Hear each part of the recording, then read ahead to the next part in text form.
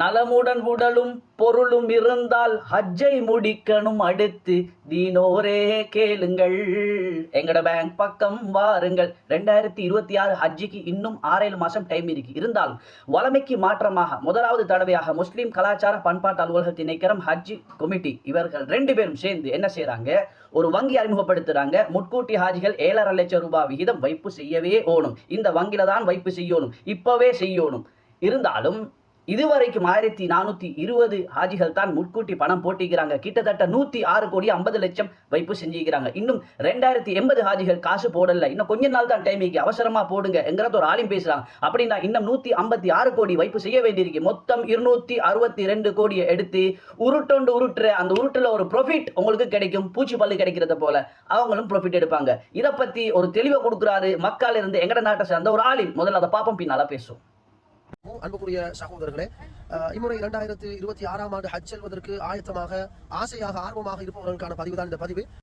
2026 ஆண்டு ஹஜ் செல்வதற்கு ஆசை வைத்துள்ளவர்கள் இன்னொரு எக்ஸ்ட்ரா ஒரு வேலையும் செய்ய வேண்டியிருக்கிறது. அது என்னவென்றால், அமானா வங்கியிலே உங்களுக்கு என்று ஹஜ் அக்கௌண்ட் ஆரம்பிக்க வேண்டும். அந்த அக்கௌண்டை ஆரம்பித்து அதிலே 7.5 lakhs, அதாவது 7.5 லட்சம் ரூபாய், 7,50,000 ரூபாய் வைப்பிலிட்டு அந்த உங்களுடைய பயணத்தை உறுதிப்படுத்திக் கொள்ள வேண்டும் என்ற ஒரு தகவலையும் அவர்கள் ஏற்கனவே வெளியிட்டார்கள். என்றாலும் முஸ்லிம் சமய பண்பாட்டு அலுவலக திணைக்களத்தினுடைய அறிக்கையின் பிரகாரம் 2026 ஆண்டு ஹஜ் செல்வதற்கு திணைக்களத்துக்கு வந்து 5,000 செலுத்தி 5,000 ரூபாய் கட்டி பதிவு செய்தவர்கள் மொத்தம் 4,400 பேர் பதிவு செய்திருக்கிறார்கள். ஆனாலும் அமானா வங்கியிலே ஹஜ்ஜுடைய கணக்கை திறந்திருப்பவர்கள் இதுவரைக்கும் 1,420 பேர்கள் மாத்திரம். அப்பாசியா சார், நீங்கள் பேசி முடிஞ்சு தான் இப்போ நான் பேசினேன், பரவாயில்லை. இவ்வளோ நேரம் சொன்னது உங்களோட கருத்து, இது அப்புறம் நான் சொல்ல போகிறது எங்கட கருத்து, எங்கட சமூகத்துக்கு தேவையான கருத்து, நியாயமான கருத்து. ஜசாக்கல்லா சார். மரியாதைக்குரிய சகோதரர்களே, 3,500 ஹாஜிகளுக்கு ஹஜ் கோட்டா கிடைக்கிற வளமையா 5,000 ரூபாய் இதுக்கு முந்தி முட்கூட்டி ஹாஜிகள் முஸ்லீம் கலாச்சார பண்பாட்டு அலுவலக திணைக்களத்தில் வைப்பு செய்கிற வார வருஷம் ஹஜ்ஜிக்கு போகிறது. அப்போ தான் அவங்களுக்கு சந்தர்ப்பம் கிடைக்கும். ஆனால் இந்த 2026 ஆண்டு எதிர்வரக்கூடிய 6-7 மாதம் டைம் இருக்கிற அந்த ஹஜ்ஜிக்காக வேண்டி இந்த தடவை சவுதி அரசாங்கம் மூலமாக மினா 10 சப்ஜெக்ட் முட்கூட்டியே நாங்கள் சொல்லி கொடுக்கணும். அவங்க சட்டம் போட்டதுனால நாங்கள் ஹாஜிகளிடத்திலிருந்து அவசரமாக 7,5 லட்சம் ரூபாய் நீங்கள் ஒரு வங்கியில், அதாவது அமானா வங்கியில் வைப்பு செய்யவே ஓணும். அதில் ஒரு அக்கௌண்ட் திறக்கவே ஓணும். 3,500 ஹாஜிகளும் அங்கே வைப்பு செஞ்சு தான் ஆகணும், அவசரமாக போடணும். 2 மாதத்துக்கு முந்தி சொன்னாங்க. இது 11ஆம் மாதம் 1ஆம் தேதி ஆரம்பிச்சிரு. 2 மாதத்துக்கு முந்தி சொன்னாங்க. 8ஆம் மாதத்துக்கு ஒரு பேசுகிறாங்க. ஒரு ஆலிம் மக்களை பேத்து அப்பாசி என்ன அப்பாசியோ தெரியும் ஹசரத்து, அவர் வந்து சொல்றாரு, இன்னும் 5-6 நாள் தான் டைம் இருக்கு. இது வரைக்கும் 3,500 ஹாஜிகள்ல 1,420 ஹாஜிகள் தான் அமானா வங்கியில 7,5 லட்சம் ரூபாய் விகிதம் வைப்பு செஞ்சுக்கிறாங்க. அப்படின்னு சொன்னா அதுல கணக்கு வருவது எப்படி தெரியுமா, 106 கோடியே 50 லட்சம் ரூபாய் வைப்பு செஞ்சுக்கிறாங்க. இன்னும் 2,080 ஹாஜிகள் வைப்பு செய்ய வேண்டிய இன்னும் செய்யல. இன்னும் கொஞ்ச நாள் 5-6 நாள் தான் டைமுக்கு வைப்பு செய்யுங்கிற ரிக்வெஸ்ட்டை வைக்கிறாங்க.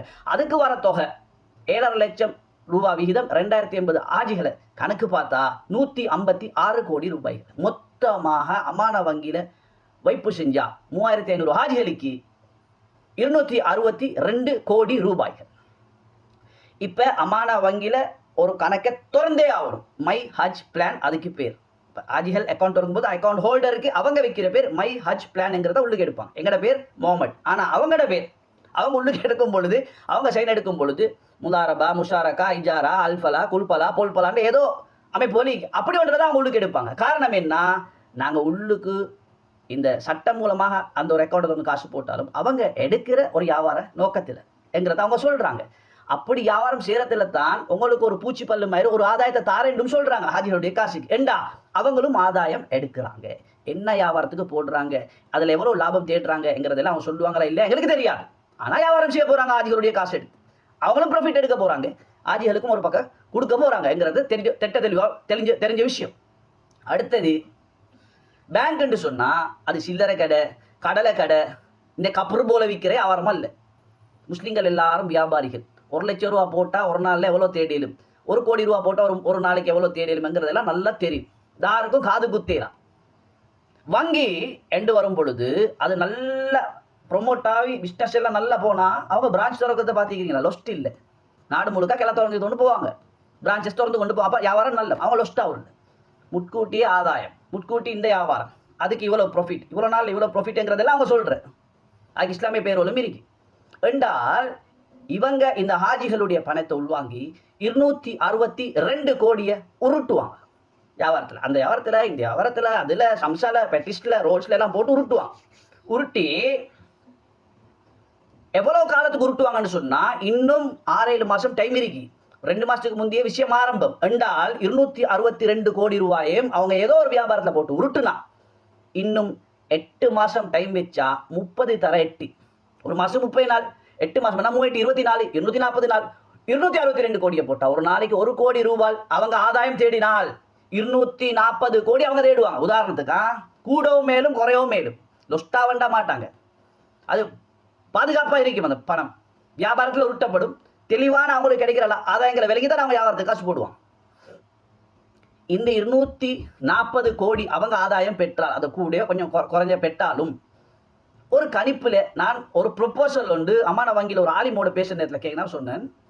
நீங்க முஸ்லீம் வங்கி தானே, இஸ்லாமிய வங்கி தானே, ஹலால் வங்கி தானே, அமானா வங்கி தானே ரெண்டா இந்த வங்கி அல்லாஹ்ட பொருத்தம் பெற்ற வங்கி, நபியுடைய விருப்பம் நபியுடைய அனுமதி பெற்ற வங்கி, ஹலால் வங்கி, போதாத்துக்கு உலமாக்கள் இருக்கிற வங்கி, உலமாக்கள் எல்லாத்துக்கும் தலைவர் உலமா சபை MIM ரிஸ்வி முஃப்தி அவர் சூரா ஜமாத்திலே மாமீர் சாப் ஜமியத்துல் உலமாவின் தலைவர் அவரும் அதில் இருக்கிறார் மெம்பரா சரியா போர்டில் வேலை அவர் ஜொப் என்றால் சந்தேகம் இல்லாத வங்கி. நீங்க நன்மை ஆதரவு வைக்கிற வங்கி தானே. சமுத்திர காசுபடாத ஹஜ்ஜிக்கு போறவங்க கொண்டு வந்து போட்டாலும் நீங்க நன்மை ஆதரவு வச்சு செய்யறாக்கள் தானே, அல்லாட தீன ஆதரவு வச்சு சமூகத்துடைய காசு படைத்து ஹலாலாக்கிறாக்கள் தானே. என்றால் நான் ஒரு பிளானை போட்டேன், நான் ஒரு ப்ரொபோசலை கொடுத்தேன், அதை அவர் ஏற்றுக்கிறேன். என்னன்னு சொன்னா இந்த நாட்டில் 3500க்கும் மேற்பட்ட மஸ்ஜிதுகளுக்கு அதில் இமாம் கழிக்கிறான் கடமைப்புறா எவ்வளோ 7 ஒரு மக்கள் இருக்கிறாங்க. அதே மாதிரி 3500 மஸ்ஜித் இருந்தால் அதில் மோதின்மார் 3500 அவ்வளோ 7 வைக்கிறாங்க. எவ்வளோ 200க்கும் மேற்பட்ட மதரசாக்கள் அதில் உஸ்தாது மாதிரி இருக்கிற 7 வைக்கிறாங்க. இந்த உலமாக்கள் முஸ்லீம் வங்கி, ஹலால் வங்கி, இஸ்லாமிய வங்கி, சரியா வங்கி, உலமாக்கள் இருக்கிற வங்கி, உலமா சபா தலைவர் இருக்கிற வங்கின்னு சொன்னா இன்னும் 240 கோடிக்கு மேல நீங்க ஆதாயம் எடுத்தா அந்த ஏழை உலமாக்களை நீங்க ஆட்சிக்கு அனுப்புங்களே, அந்த மோதின்மார ஆட்சிக்கு அனுப்புங்களே, அந்த மாதிரி உஸ்தாது மாற நீங்க அனுப்புங்களே. ஒரு ரிக்வஸ்ட், நல்ல ஒரு ப்ரொபோசல், நல்ல ஒரு பிளான், நல்ல ஒரு திட்டம். ஆனால் நீங்க அதை எழுத்து மூலமா எங்களுக்கு எழுதி அனுப்புங்க என்று ஒரு அதிகாரி ஒரு மௌலவி அதுல இருந்து பேசுறது எனக்கு சொன்னார். நான் சமூகத்துக்கு சொல்றேன், என்ன செய்யுங்க, ஒரு லெட்டர் எழுதுங்க, பணிப்பாளர் அமானா வங்கி, பணிப்பாளர் அமானா வங்கி, டிஸ்பிளேலையும் போடுறேன், இலக்கம் 365 காலி வீதி கொழும்பு 3, இதான அட்ரஸ். லெட்டர் எழுதி போடுங்க, போட்டுட்டு ஒரு கொப்பியை வச்சுக்கோங்க. வாட்ஸ்அப்ல ஃபேஸ்புக்கில் வாய்ஸ் ரெக்கார்ட் எல்லாம் தள்ளி விட்டுடுங்க. நாங்கள் இந்த ரிக்வெஸ்ட் பண்ணோம். ஏன் 240 கோடி கிட்டத்தட்ட 240 நாட்கள் 262 கோடியை இந்த அமானா வங்கி ஹாஜிகளுடைய பணத்தை எடுத்து உருட்டுனா அந்த 240 கோடியில ஒரு ஹாஜிக்குரிய செலவு 20 லட்சம் வச்சா 240 கோடியை பிரிங்க 20 லட்சத்துல 1400 நபர்களை ஹஜ்ஜிக்கு அனுப்பலாம். 1400 நபர்களை ஹஜ்ஜிக்கு அனுப்பலாம். அமான வங்கி ஈற்ற லாபம், அந்த லாபம் அவ்வளவாக இருந்தால் 1400 பேரை ஹஜ்ஜிக்கு அனுப்பலாம். இஸ்லாமிய வங்கி தான், நன்மை ஆதரவு வைக்கிற வங்கி தானே, ஹலால் வங்கி தானே, ரிஸ்வி முஃப்தி இருக்கிற வங்கி தானே, அனுப்புவாங்க. லெட்டர் எழுதி அனுப்புங்க. சரியா சீரல்லையாங்கிறத புறவு பார்ப்போம். நன்மை ஆதரவு வைக்கிற வங்கியா அல்லது படமாங்கிறத புறவு பார்ப்போம். பயான் பண்ற மிம்பர், ஆனா ரிஷி முஃப்தி அமானா வங்கியில மெம்பர் என்கிறத அவங்க போட்டோவை போடாம முடிச்சா நாங்கள் முக்காடு போட்டு வேலை இல்லைங்கிறதுனால பேரை போட்டிக்கிறாங்க. இமேஜ் பிளாங்க் ஆயிருக்கு, நான் போட்டோவை வச்சுக்கிறேன் என்றதையும் சொல்லிட்டு ஹஜ்ஜிக்கு போறவனுடைய தரம் தகைமை என்ன, மார்க்கம் சொல்லக்கூடிய உடம்புல ஆரோக்கியம், தேக ஆரோக்கியமும் வசதியும் இருக்கணும். ஹஜ்ஜிக்கு போறண்டா அடே முஸ்லீம் கலாச்சார பண்பாட்டு அலுவலர் திணைக்களம் ஹஜ் கமிட்டி போகக்கூடிய ஆஜிகள் 3500 பேரை வலுக்கட்டாயப்படுத்தி அமானா பேங்கோட பேசி திறந்தே ஆகணும், போட்டே ஆகணும், இவ்வளோ நாளில் போடணும், 7 லட்சம் ரூபா போடணும், பெரிய அமௌண்ட்டை நீங்கள் முன்கூட்டி சொல்லிட்டீங்க 7-8 மாதத்துக்கு முன். ஹஜ்ஜிக்கு போகிறவனுக்கு தேக ஆரோக்கியம் வசதியும் இருக்கணும்டா. ஹஜ்ஜிக்கு கூட்டி போகிற ட்ராவல் ஆப்பரேட்டர்ஸ் மாதிரி பிச்சைக்காரனோலாம், ஏழைகளா, வசதி இல்லாதவங்களா, சும்மா கூட்டி போகிறான். 11 மாதம் உம்ரா டிராவல்ஸ் உம்ராக்கு கூட்டி போகிறான். அந்த பேக்கேஜ் இந்த பேக்கேஜ் ஒரு மாதம் ஹஜ்ஜிக்கு கூட்டிட்டு போகிறாங்க. இந்த பேக்கேஜ் விவிஐபி பேக்கேஜ், கௌபத்துல்லாக்கு முன்னுக்கு விளங்குற இடத்துல ஹோட்டல் ரூம் சாப்பாடு, விவிஐபி சாப்பாடு எல்லாம் கூட்டிட்டு போகிறாங்க. அப்போ அவங்கள ஏழைகளா? நீங்கள் என்ன செஞ்சிருக்கணும் என்ற ஒரு அபிப்பிராயம், என்ன செஞ்சிருக்கணும், வியாபார நோக்கத்தோட இலாபம் ஈட்டக்கூடிய முறையில் இந்த டிராவல் ஆப்பரேட்டர்ஸ் மாதிரி 92 பேர் காட்டுது கூகுளில். அடே நீங்க முட்கூட்டி இந்த 3500 பேரோட காசு 262 கோடியை நீங்க 92 பேர் பிரிச்சு போட்டிருந்தா நல்லா இருக்குமே. அவங்களோட தலையில அடிச்சிருங்க இருந்துச்சு அந்த விஷயத்தை. அதை செய்யலையே நீங்க. அதை ஹாஜிகள்ட, அதாவது நாங்க சல்லி இன்வெஸ்ட் பண்றோம் இல்லை, ஹாஜிகள் தான் போகணும். ஆனா அவங்கள நாங்க தான் கூட்டிட்டும் போவோம், நாங்க தான் லாபமும் தின்னுவோம். ஒரு சங்கடமாக்குற மாதிரி இல்லையா ஹாஜிகள்? 5வது கடமை செய்யக்கூடிய ஆக்களை 7-8 மாசத்துக்கு முந்தைய சவுதி போட்ட சட்டம் எங்க இருந்தா, சவுதி போட்ட சட்டம் சரி, அவன் முன்கூட்டி வேலை செய்கிறான். 20-30 லட்சம் பேர் வார இடம். இவ்வளோ காலம் ஹஜ்ஜிக்கு கூட்டி போகிற ட்ராவல் ஆப்ரேட்டர்ஸ்மாருக்கும் அந்த அனுபவம் உள்ள ஹஜ்ஜி கமிட்டிக்கும் அதே மாதிரி முஸ்லீம் கலாச்சார பண்பாட்டால் திணைக்களத்துக்கும் உங்களுக்கு ஒரு பிளான் இல்லையே. கொண்டு வந்து நாளைக்கு இன்னொரு சட்டத்தை போட்டால் ஆதில தலையில் அடிச்சாச்சு. அவன்கிட்ட கழுத்தை பிடிச்சி இறுக்கி கொண்டு முட்கூட்டியே போடு, இங்கே போடு, இவ்வளோ போடுண்டா அதை கொண்டு போய் ட்ராவல் ஆப்ரேட்டர்ஸ் தலையில் அடிங்களே. அவனை வியாபாரம் தானே செய்கிறானோ, பிச்சைக்காரனோட வியாபாரம் செய்கிறானோ, வசதியோடு தானே இருக்கிறானோ, 11 மாசமாக உம்ரா கூட்டி போகிறானோ, அங்கே அஜி வந்தால் அதுக்கு கூட்டிகிட்டு போகிறானோ, எவ்வளோ ஆட்கள் வந்தாலும் கூட்டி போவாள் அவ்வளோ ட்ராவல்ஸ். அடே அவங்க அப்போ இன்வெஸ்ட் பண்ணுற இல்லையா, அவனுக்கு கையில் சல்லி இல்லையா, இருக்குதானே, அங்கே போட்டு இருக்கணுமே அதில். எனவே மரியாதைக்குரிய அவர்களே, ரிஷி முஃப்தி அவர்கள் அமானா வங்கியில் ஷரியா போர்டில் மெம்பர் என்கிறத அங்கே பதிவு செஞ்சுக்கிறாங்க. அதில் அவங்க அட்ரஸ் பண்ணிக்கிறாங்க அகிலங்கி ஜெமியத்துல் உலமாவில் அவர் தலைவர். அவர் ஒரு ப்ரொஃபஷனலால் அவர் தான் இந்த பேங்க் இந்த ஃபவுண்ட் இந்த ஆரம்பிக்கிறதுக்கு எங்களை சப்போர்ட் பண்ணினால்ங்கிற மாதிரியெல்லாம் அவங்க எழுதிக்கிறாங்க. அதெல்லாம் நான் இங்கே போட்டிக்கிறேன்.